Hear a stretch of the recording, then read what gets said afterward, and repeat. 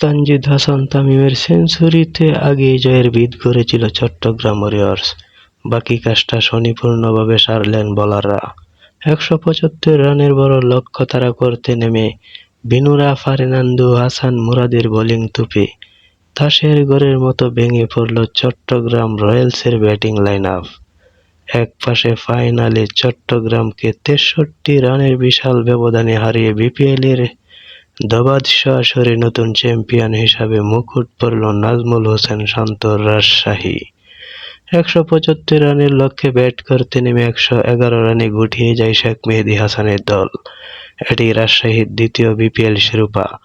এর আগে বিপিএলের ২০১৯-২০ মৌসুমে রাজশাহী রয়্যালস নামের চ্যাম্পিয়ন হয়েছিল ফ্র্যাঞ্চাইজিটি।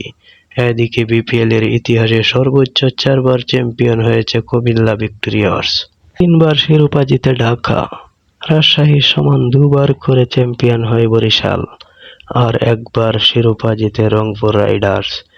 বড় রান তাড়া করতে নেমে শুরুতেই বিপর্যয় হয় চট্টগ্রামের।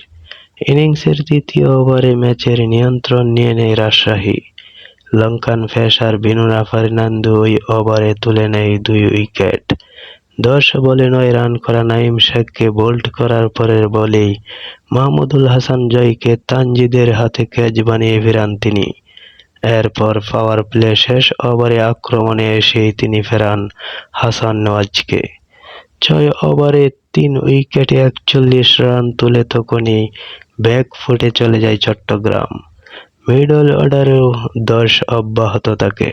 নিশামের বলে জাহিদুজ্জামান এবং মুরাদের বলে বড় শট খেলতে গিয়ে অধিনায়ক শেখ মেহেদী আউট হলে ম্যাচের ভাগ্য কার্যত নির্ধারিত হয়ে যায়।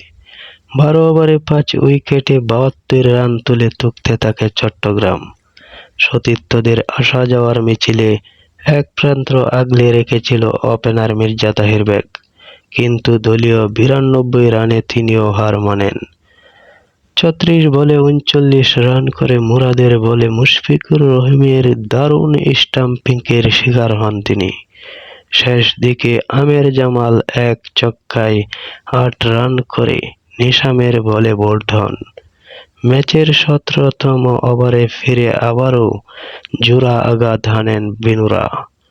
আসিফ আলী ও শরীফুল ইসলামকে ফিরিয়ে রাজশাহীর উৎসবের উপলক্ষ এনে দেন তিনি। ১১১ রানে অল আউট হয় চট্টগ্রাম। রাজশাহীর হয়ে বিনুরা ফার্নান্দো ৪টি এবং হাসান মুরাদ ৩টি উইকেট শিকার করে জয়ের নায়ক বনে যান। এছাড়া জিমি নিশাম ২টি ও আব্দুল গাফফার সাকলাইন ১টি উইকেট পেয়েছেন।